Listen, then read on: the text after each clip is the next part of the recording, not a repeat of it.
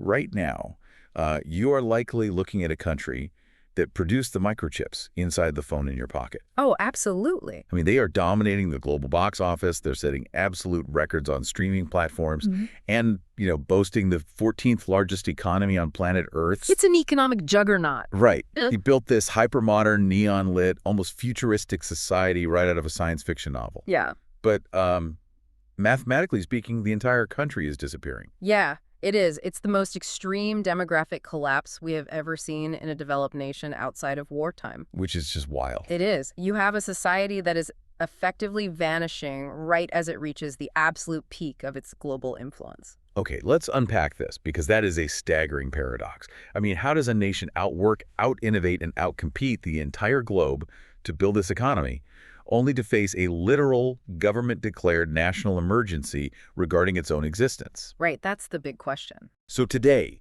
if you are listening to this right now, our mission is to figure that out. We are doing an encyclopedic, deeply visual, comprehensive deep dive into South Korea, or officially, the Republic of Korea. And we've got a lot to cover. We really do. We are taking a massive stack of historical texts, economic data, contemporary sources to uncover the full spectrum of this nation.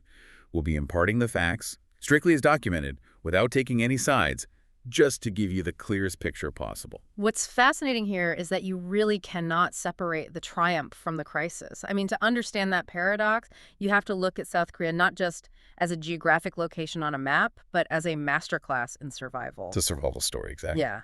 The very historical, economic, and cultural forces that forged this miracle on the Han River, the sheer grit required to survive centuries of invasions and total war, are the exact same forces driving the immense societal pressures of today. And to paint that picture for you, we want you to visualize this deep dive in vibrant color. We're pulling from the bold red, blue, black, and white of the South Korean flag, the taegugi. Those colors are iconic. They really are. Imagine those colors framing our conversation as we travel from ancient battlefields to the high-tech corridors of Seoul. Because, to really get South Korea, we have to start at the bedrock.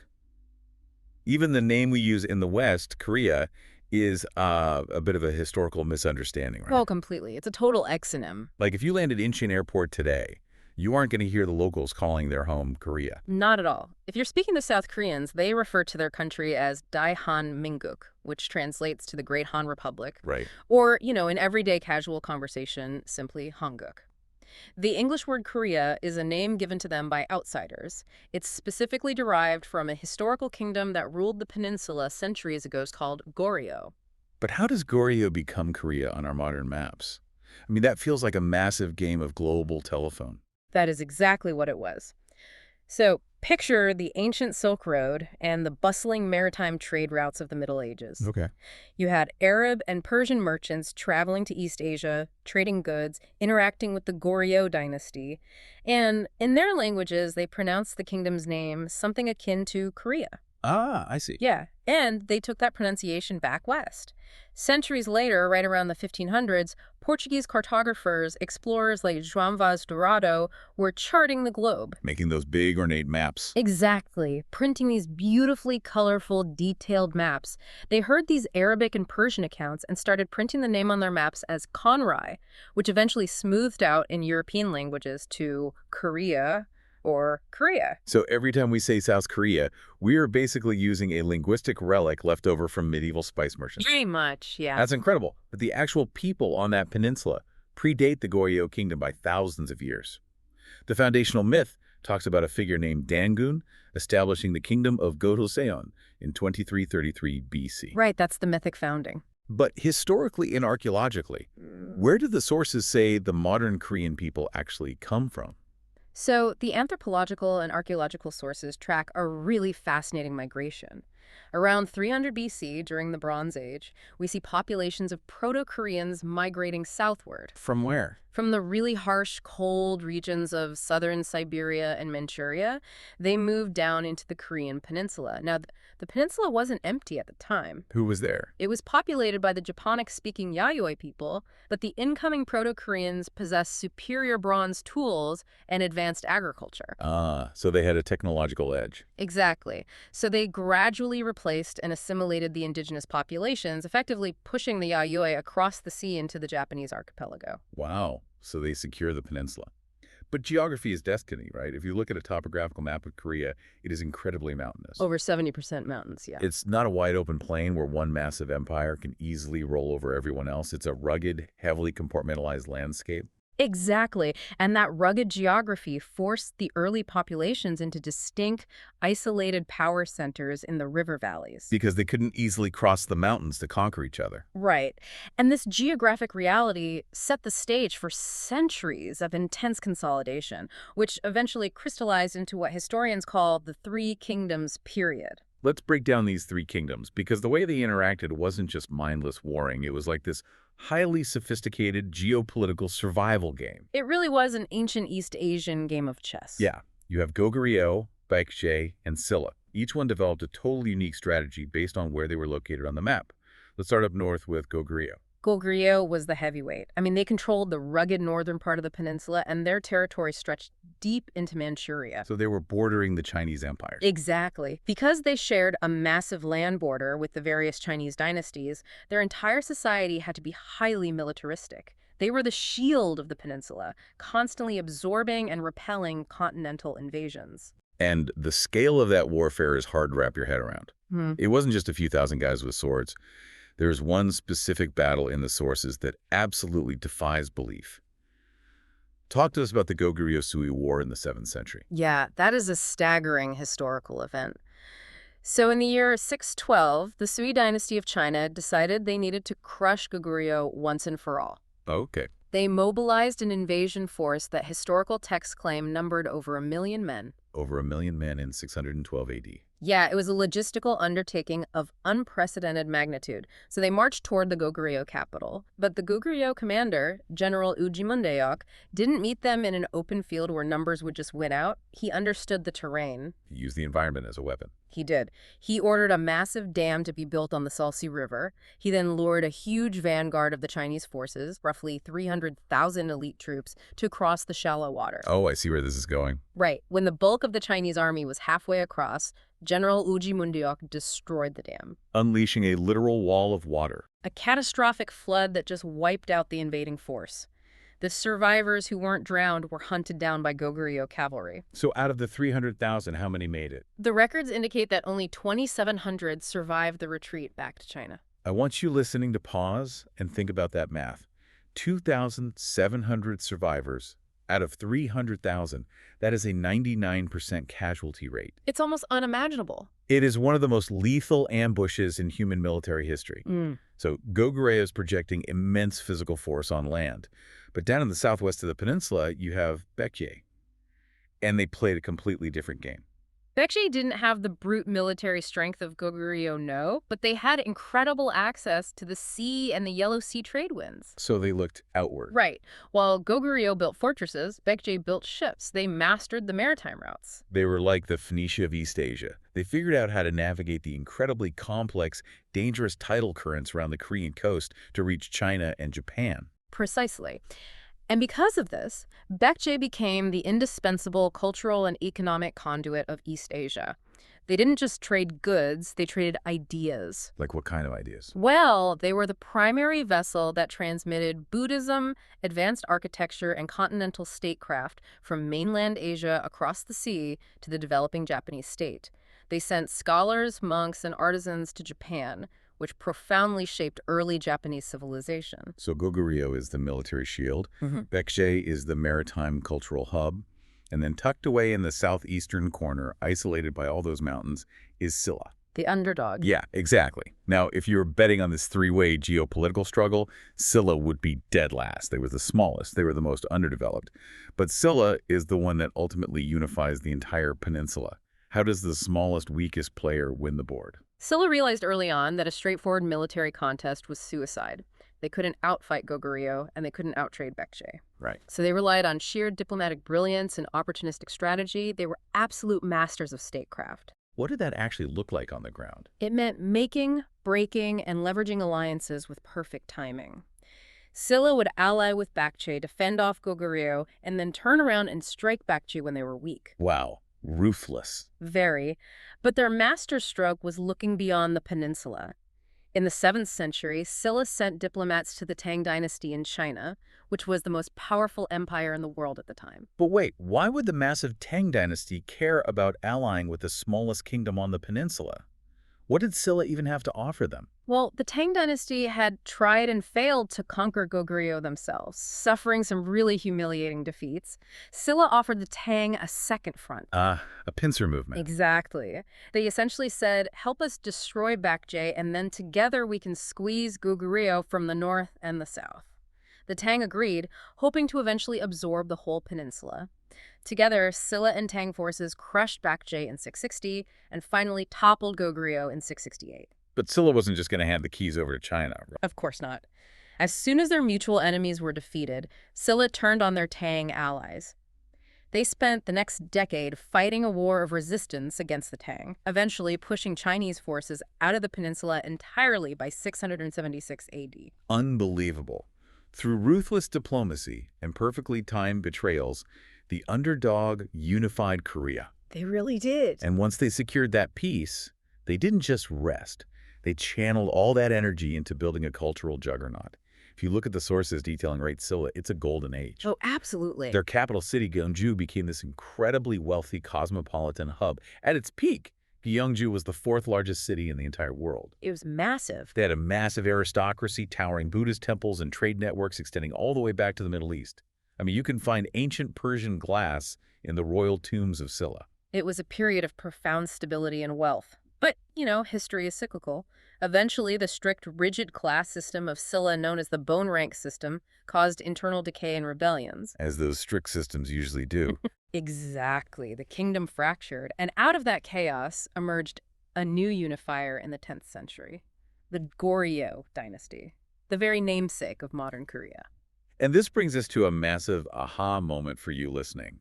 Because when we talk about Goryeo, we are talking about a hotbed of technological innovation that fundamentally challenges the history we're often taught in Western schools. You're referring to the democratization of knowledge through printing. Yes. If you grew up in the West, you were likely taught that Johannes Gutenberg invented the metal movable type printing press in Germany in the 1440s, kicking off the information age. Right. But the historical sources unequivocally show that Goryeo created the world's first metal-based movable type printing press in 1234. That is 2 centuries before Gutenberg. It's incredible, and we have to explain why they developed this. Woodblock printing had existed in East Asia for a long time, but it was incredibly inefficient. Because it's just one carved block per page. Right. Exactly. If you made a mistake on a wood block, or if the wood warped or cracked from humidity, the entire page was ruined. Goryeo scholars needed to print a massive variety of texts, Buddhist scriptures, legal codes, medical treatises, but in relatively small quantities compared to China. So they couldn't just carve 1,000,000 blocks. No, so they innovated. They cast individual Chinese characters in bronze. These metal characters could be rearranged, inked, and reused endlessly. It was a massive leap in durability and efficiency. And the physical proof still exists. They printed a Buddhist document called the Jikji in 1377 using this metal movable type, and it survives today as the oldest extant book of its kind in the world. If we connect this to the bigger picture, this kind of technological leap requires a highly sophisticated intellectual infrastructure. Right, you need smart people to invent this stuff. Goryeo wasn't just tinkering in a shed, they were a society obsessed with learning.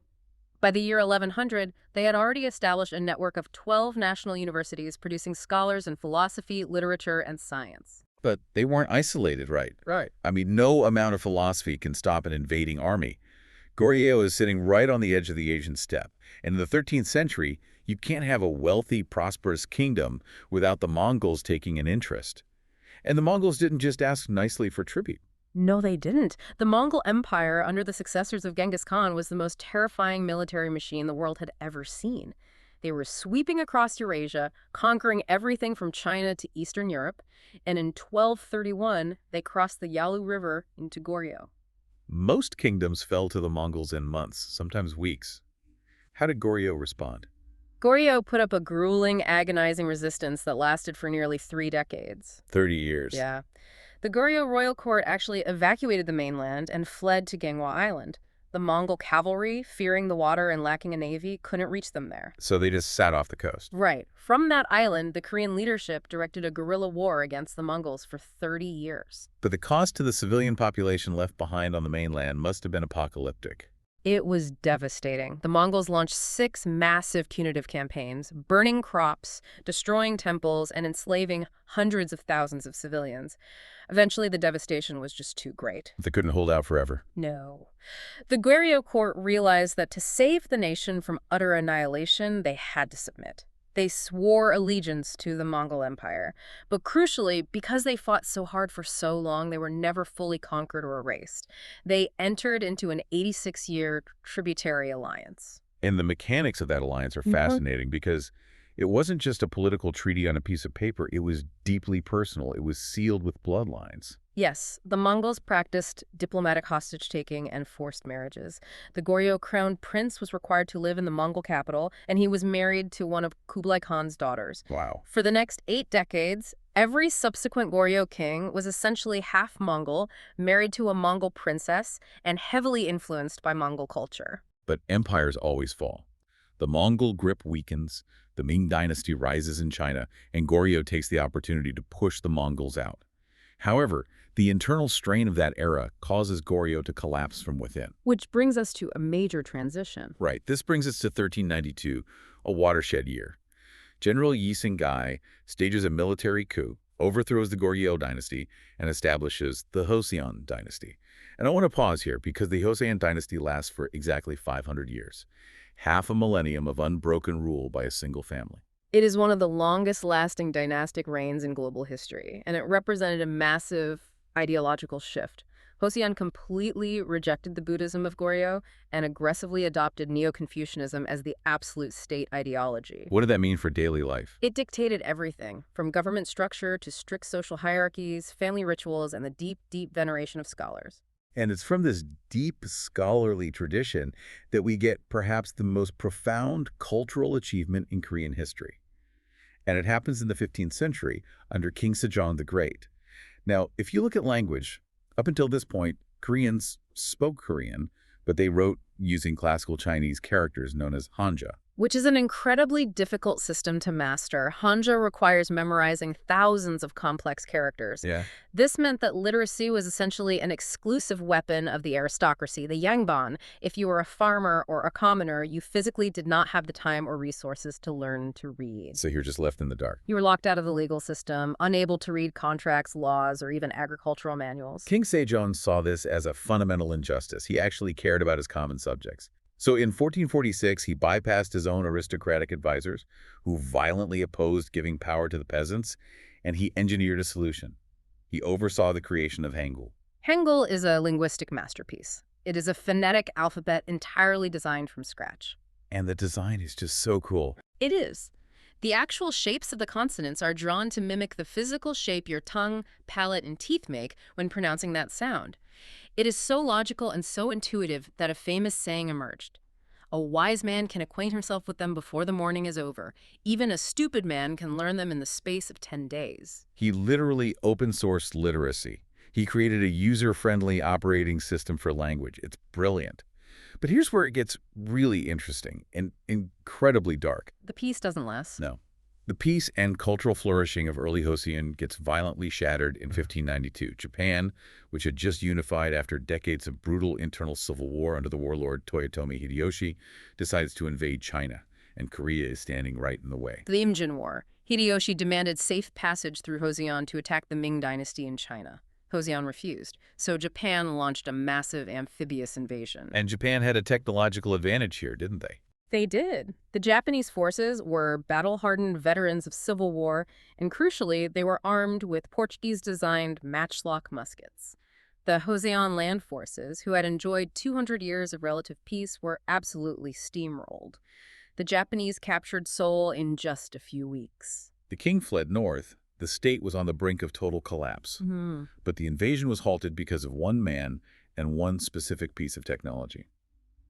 We are talking about Admiral Yi Sun-sin and the legendary turtle ships. Admiral Yi is arguably the greatest naval commander in global history. While the land forces were collapsing, Admiral Yi took command of the Joseon Navy in the south. And he understood a fundamental logistical reality. An invading army of hundreds of thousands of men needs to be fed. Right, they can't forage forever. Exactly. The Japanese had to transport food and supplies by sea around the Korean coast to support their troops in the north. If Yi could sever that supply line, the invasion would starve. And to do that, he didn't just use standard galleons. He deployed the Geobuxian, the turtle ship. Imagine a heavily fortified warship. The entire roof is covered in hexagonal wooden plates studded with iron spikes. The spikes were a direct countermeasure. Japanese naval doctrine relied heavily on grappling enemy ships, boarding them, and engaging in hand-to-hand combat. By putting a spiked roof on the ship, Admiral Yi completely neutralized the primary Japanese tactic. And it gets better. The front of the ship features a massive carved dragon's head. But it's not just for decoration. No, the dragon's head was functional. It was designed to burn sulfur and saltpeter, creating a thick, toxic smokescreen that blinded the enemy ships. Like ancient chemical warfare. Pretty much. Furthermore, the ship was essentially a floating artillery platform, bristling with cannons on all sides, allowing them to fire devastating broadsides while remaining completely protected. Admiral Yi used these ships, combined with an absolute mastery of the local geography. He memorized the tidal shifts and the hidden whirlpools of the Korean archipelago. In the Battle of Myeongyang, he famously lured a massive Japanese fleet of 133 warships into a narrow strait just as the tide shifted. He only had 13 ships left. Just 13 ships. And using the violent, churning currents of the strait to trap the Japanese vessels, his 13 ships destroyed or crippled over 30 enemy vessels without losing a single ship of his own. That is just unreal. It was a tactical masterpiece. Admiral Yi's naval campaign effectively choked off the Japanese supply lines, turning the tide of the war and forcing their eventual retreat. But the trauma of that war was unfathomable. Millions of Koreans were killed, kidnapped, or starved. Farms were burned, potteries destroyed. And unfortunately for Hosdian, history wasn't done with them.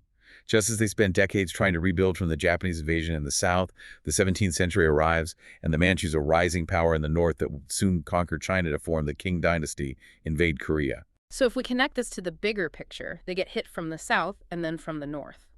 The sheer serial trauma of these massive invasions fundamentally broke the outward-facing psychology of the Joseon state. I mean, how does a society respond when every interaction with the outside world results in mass death? You lock the doors. You barricade the windows. Precisely. This subsequent trauma pushed the Joseon government into a rigid, deeply paranoid policy of strict isolationism.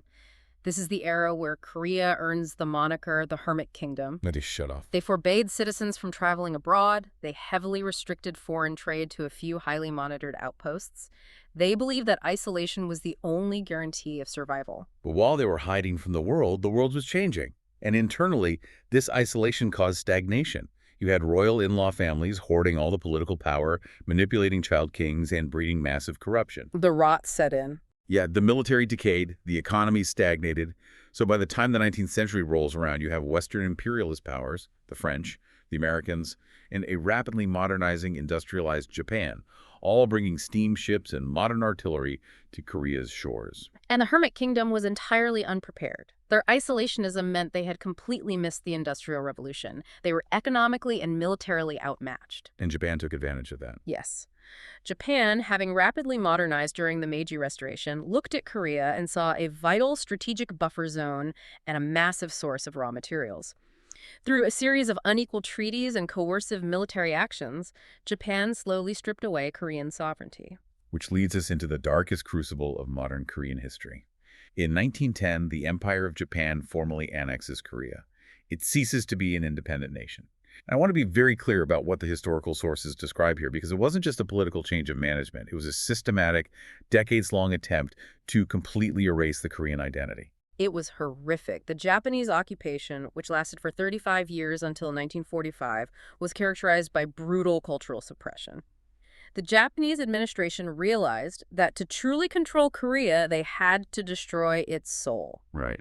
They banned the teaching of Korean history in schools. They actively suppressed the Korean language, forcing all education and official business to be conducted in Japanese. They even went after names. Yes, under the Sochikaime policy, millions of Koreans were legally coerced into abandoning their ancestral family names and adopting Japanese surnames.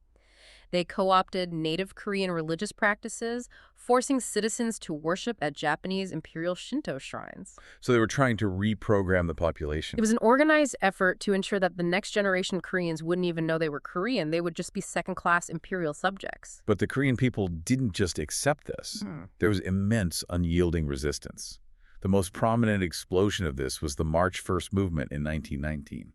Inspired by global ideas of self-determination following World War I, Korean leaders drafted a Declaration of Independence.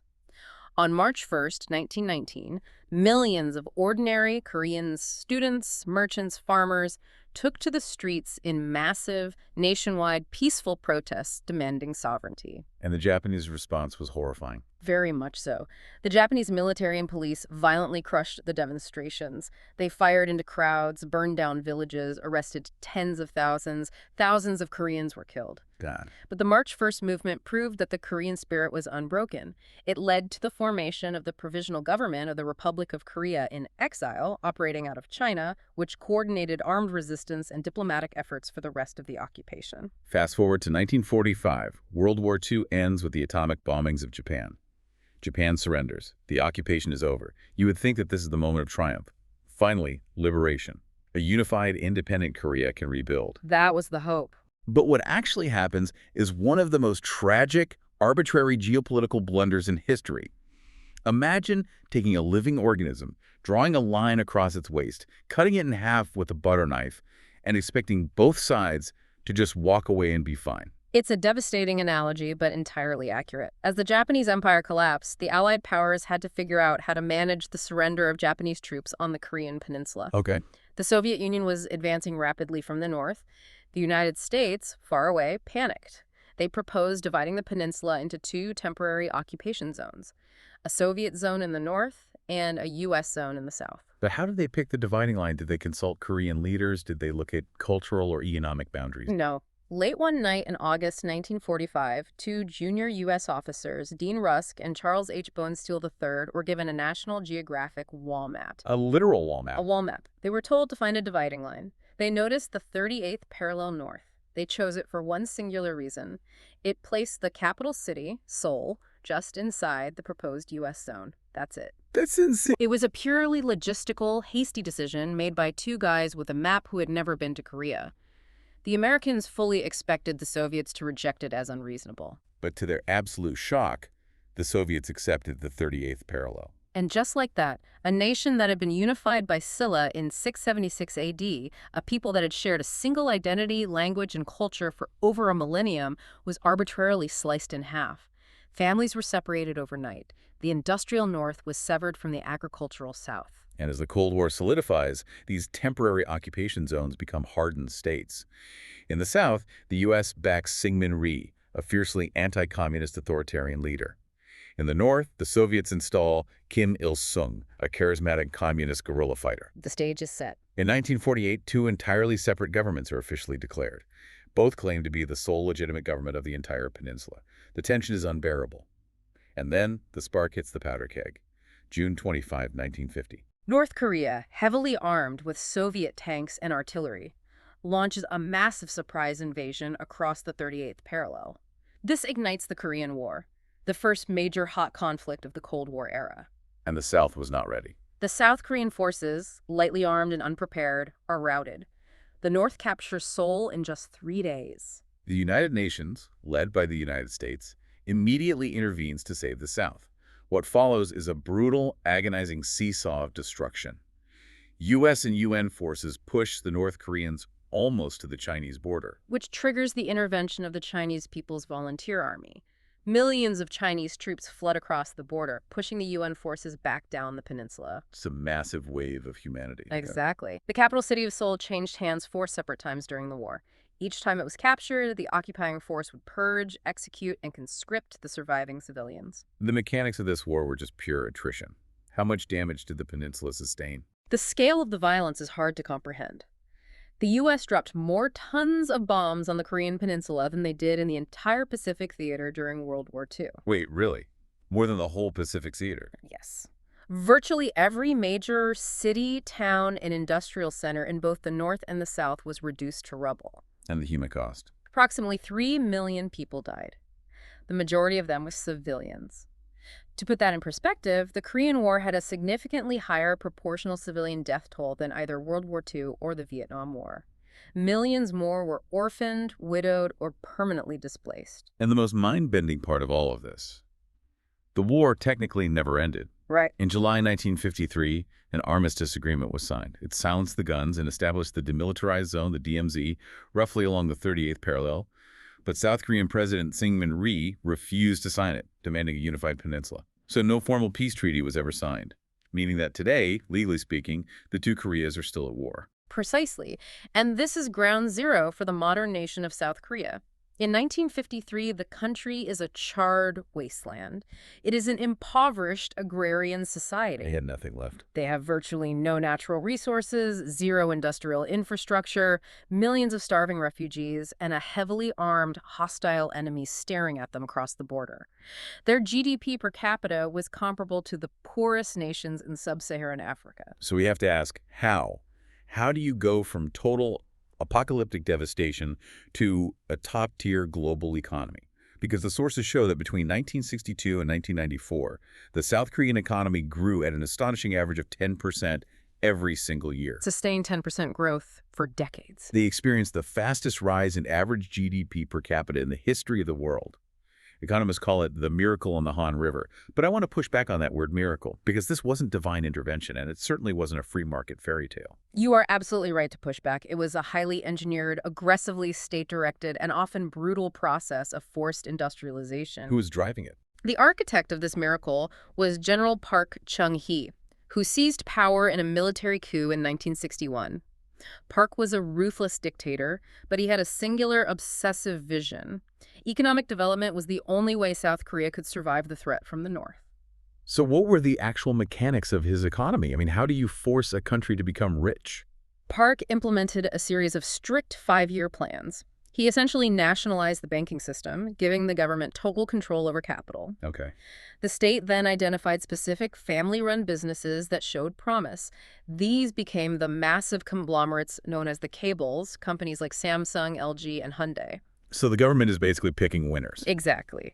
The government offered these cables massive, heavily subsidized loans, tax breaks, and protection from foreign competition. But there was a catch. There's always a catch. In exchange for this cheap money, the government demanded strict export quotas.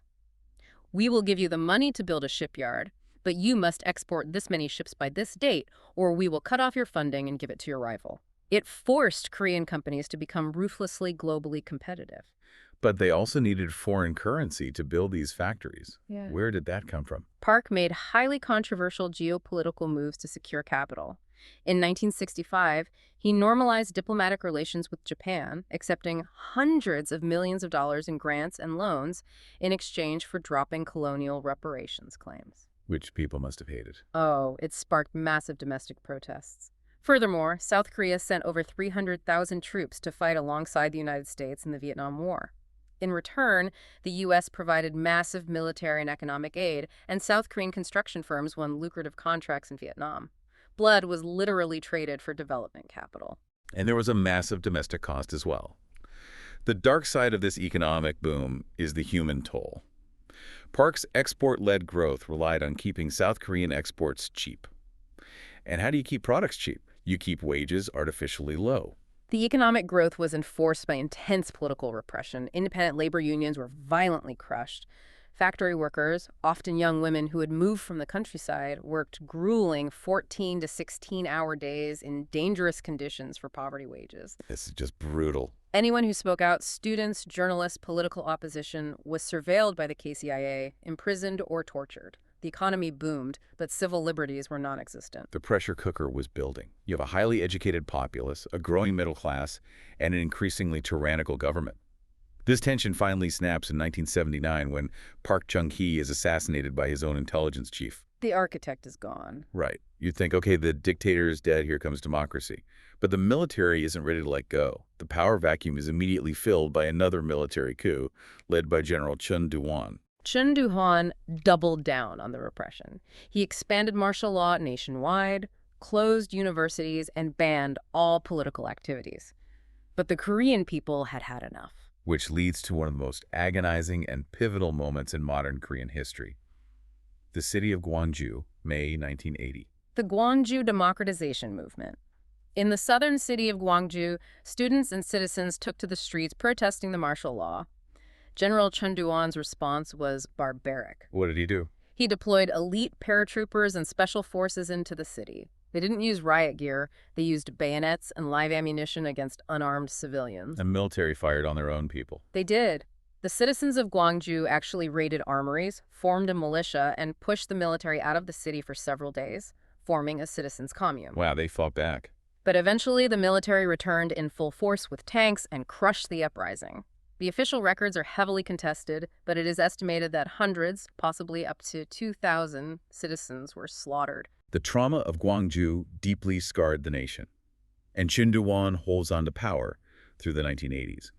But the tipping point, the moment the dam finally breaks, comes in 1987, and it starts with a single student. Park Jong-chol, a 21-year-old linguistics student at Seoul National University. He was arrested by anti-communist investigators who demanded he reveal the whereabouts of a fellow activist. And he refused. Park refused. The authorities waterboarded him to death. The police initially tried to cover it up, claiming he died of shock. But the truth leaked out.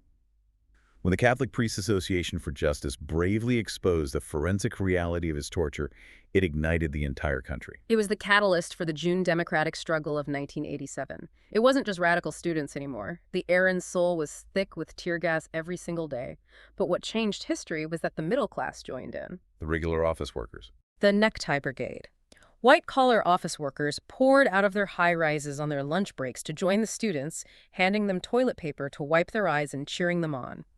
Millions of ordinary citizens demanded direct presidential elections. The military regime looked at the millions of people in the streets, looked at the upcoming 1988 Seoul Olympics, which they desperately wanted to showcase to the world, and they blinked. The regime buckled. They conceded to the demands, drafted a new constitution, and held free elections. This birthed the current democratic system, the Sixth Republic. If we connect this to the bigger picture, it is vital to recognize that South Korea's democracy was not a gift bestowed upon them by the West. It was clawed from the hands of dictators through decades of unimaginable struggle, sacrifice, and civilian bloodshed. They earned it. Today, South Korea operates as a unitary presidential republic with a single-chamber legislature called the National Assembly. It ranks highly in global democracy indices, often described as one of the most robust and vibrant democracies in Asia. Now, just a quick note for everyone listening. The historical and contemporary sources we are analyzing today contain information regarding very recent, highly charged political events in South Korea. We want to be explicit. We are impartially reporting the facts exactly as they are documented in our sources. Right, just laying out the timeline. Exactly. We are not taking political sides, and we are not endorsing any viewpoints. We are simply conveying the timeline and mechanics of these events to understand how the system functions today.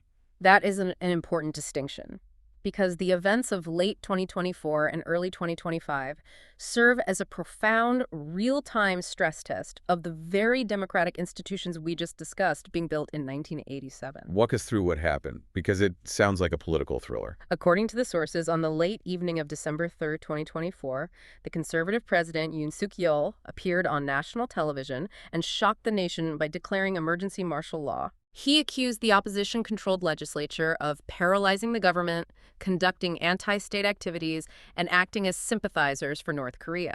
He essentially ordered the military to take control of the civilian government. To put the weight of that moment in context, declaring martial law hadn't happened in South Korea for over 40 years.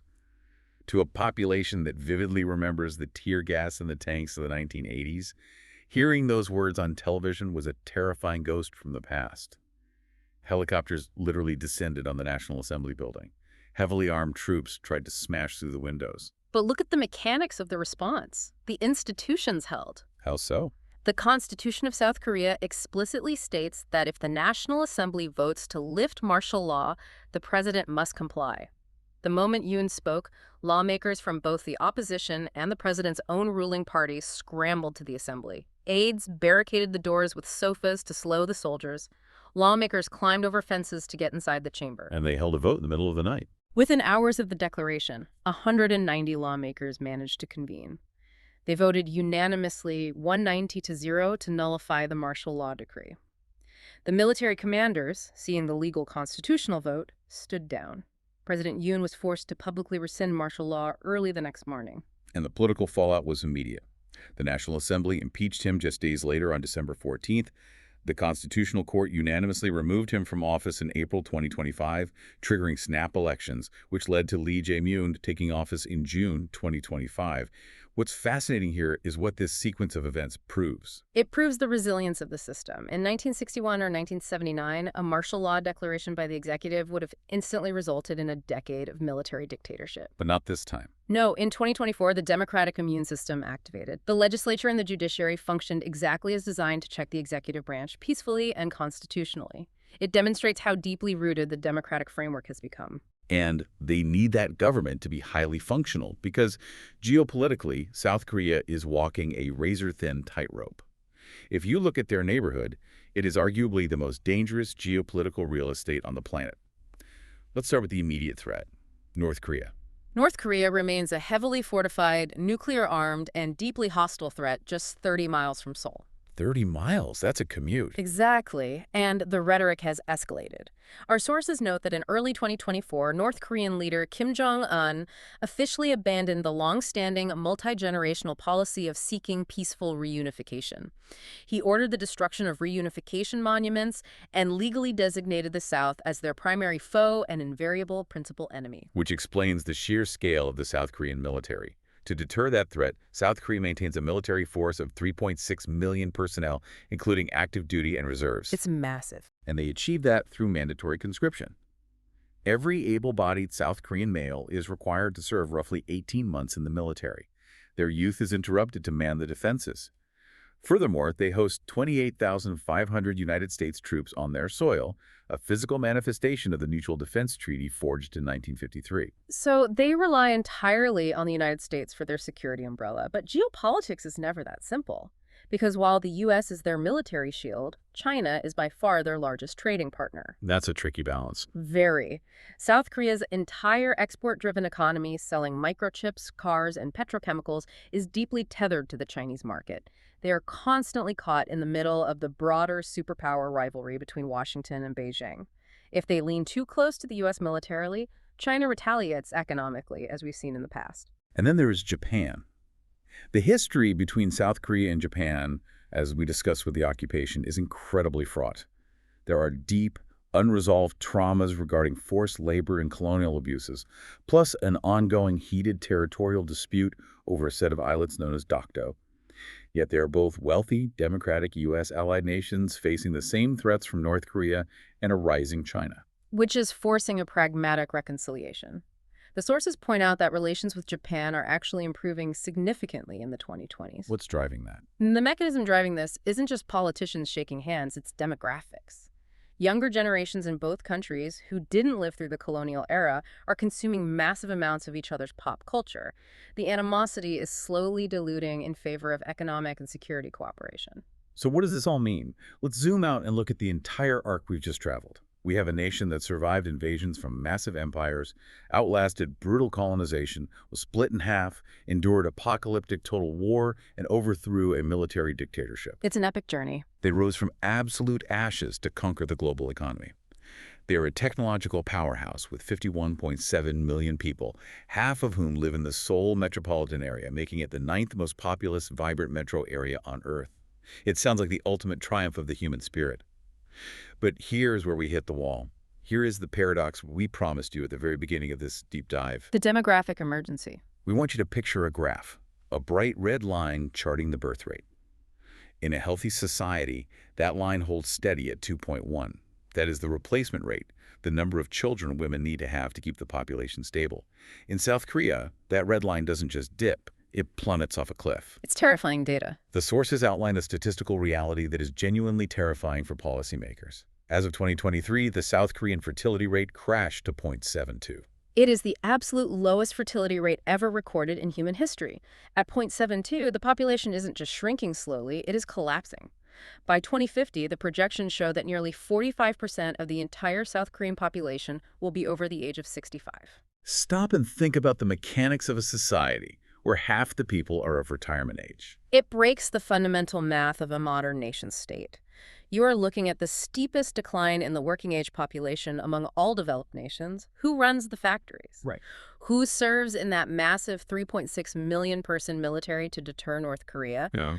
Who pays the taxes required to fund the national pension scheme and the universal health care system for a massive elderly population? In 2020, South Korea crossed the Rubicon.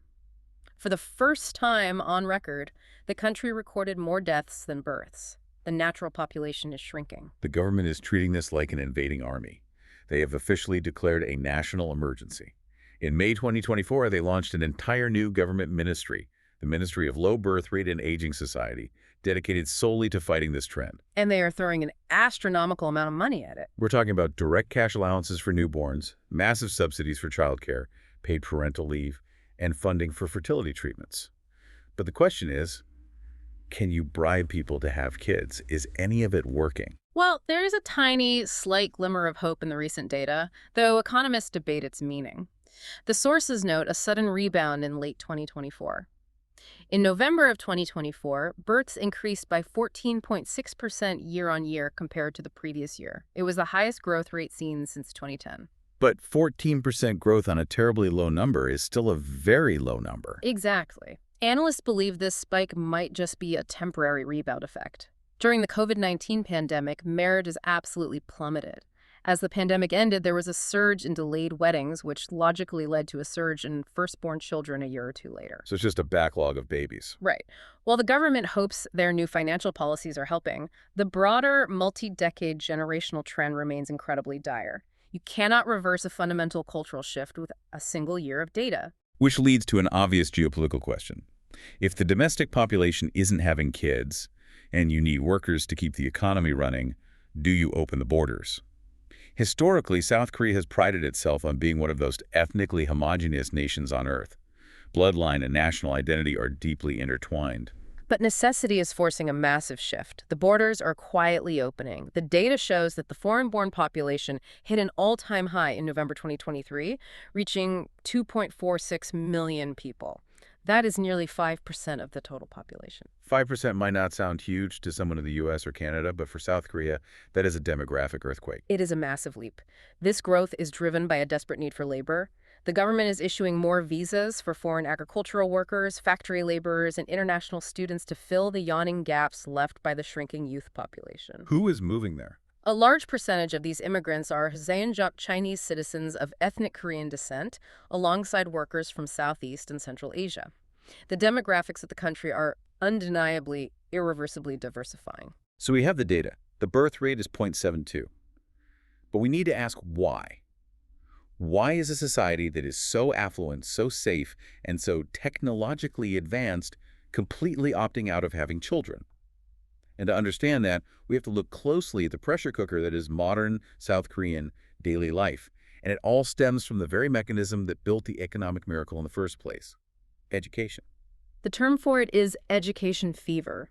South Korea possesses a hyper-competitive society where your entire socioeconomic future, your career, your salary, your marriage prospects, your family's social standing, is overwhelmingly determined by which university you attend. The stakes are just astronomically high. And getting into the top-tier universities, the SKY universities, which are Seoul, National, Korea, and Yonsei, rests almost entirely on a single grueling 8-hour national standardized test called the Sunyoung. The mechanics of the Sunyoung exam day are mind-boggling. On the day of the test, the entire country reshapes itself around the students. The stock market opens late to reduce traffic. They don't mess around. Police officers use their motorcycles to escort late students to the testing centers. During the English listening comprehension section of the exam, commercial airplanes are literally forbidden from taking off or landing in South Korea to ensure absolute silence. The pressure is absolute. And to prepare for that one day, childhood is entirely consumed by studying. When the regular school day ends at 4:00 p.m., South Korean students don't go home to play. Where do they go? They go to Hagwon's private for-profit cram schools. They study mathematics, English, and science late into the night, often returning home at 10:00 or 11:00 p.m., only to do homework, sleep a few hours, and repeat the cycle. And here is the link to the birth rate. Sending your child to these hagwons is not optional if you want them to survive in this economy, and it is exorbitantly expensive. South Korean parents spend a massive percentage of their household income on private tutoring. It's an arms race. It is.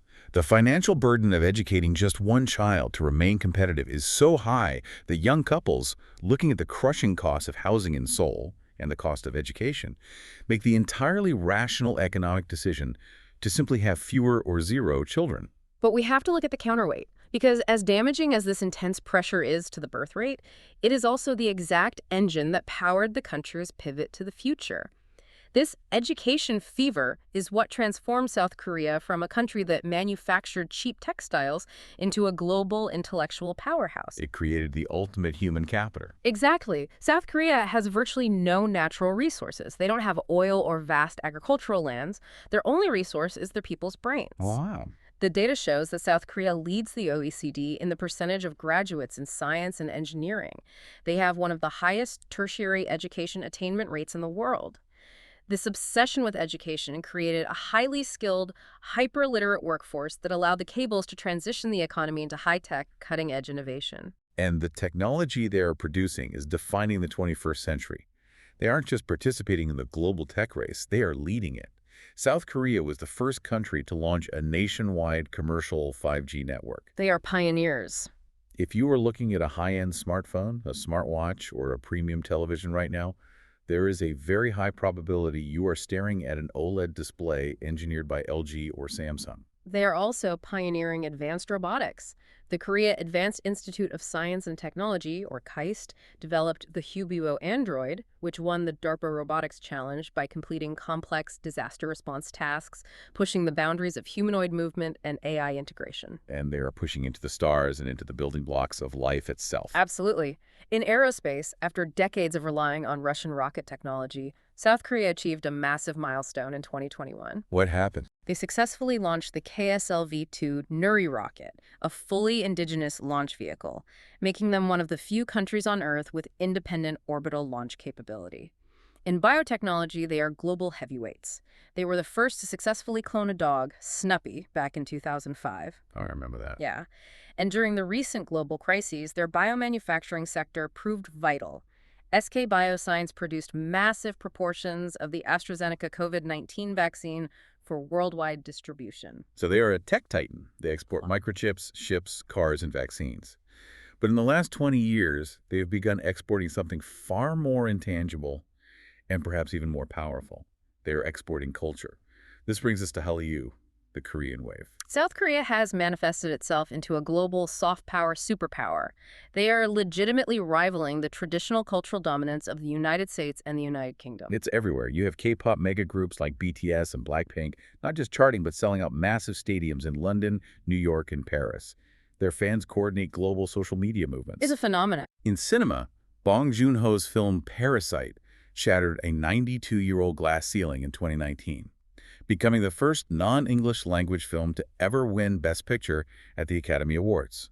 And in television, the dystopian K-drama Squid Game became Netflix's most-watched series ever at launch, pulling in a staggering 142 million global households in just 4 weeks. This raises an important question. Is this just organic, lucky, artistic success, or is it a machine? It's a machine, and it was built out of desperation. Exactly. Following the devastating 1997 Asian financial crisis, the South Korean government realized they needed to diversify their economy beyond heavy industry. They made a deliberate, calculated policy decision to invest in culture as an export commodity. It was government initiative. Very much so. The Ministry of Culture received massive budget increases to foster talent, build infrastructure, and promote Korean art abroad. And the economic feedback loop is highly measurable. It's not just about prestige, it's about hard currency. According to economic analyses in our sources, a mere 1% increase in the export of Korean cultural content pushes global consumer goods exports up significantly. It's the halo effect. Exactly. People watch a K-drama and suddenly they want to buy Korean cosmetics or electronics. Furthermore, a 1% increase in Korean pop content exports produces a measurable 0.019% bump in global tourism to South Korea. The Korean wave is literally an engine of the national economy. And when those tourists arrive in Seoul, drawn by the music and the shows, they experience a rich, deeply traditional daily life that sits right alongside the hypermodernity. Let's talk about the cuisine, Hansik. Oh, the food is amazing. It has evolved over thousands of years and is fundamentally communal. A traditional Korean meal isn't a single plate of food, it's a bowl of rice accompanied by banchan, a myriad of small, shared side dishes. And the centerpiece of that banchan is almost always kimchi. It is the iconic Korean staple of fermented spicy vegetables, usually cabbage or radish. But it's more than just food. It's a cultural pillar. That's right. Historically, the communal process of making kimchi in the late autumn to prepare for the harsh winter, known as gimjang, was an essential community survival mechanism. UNESCO even recognizes it as an intangible cultural heritage. And here's a fascinating physical detail. Korea is entirely unique among East Asian countries in its use of metal chopsticks.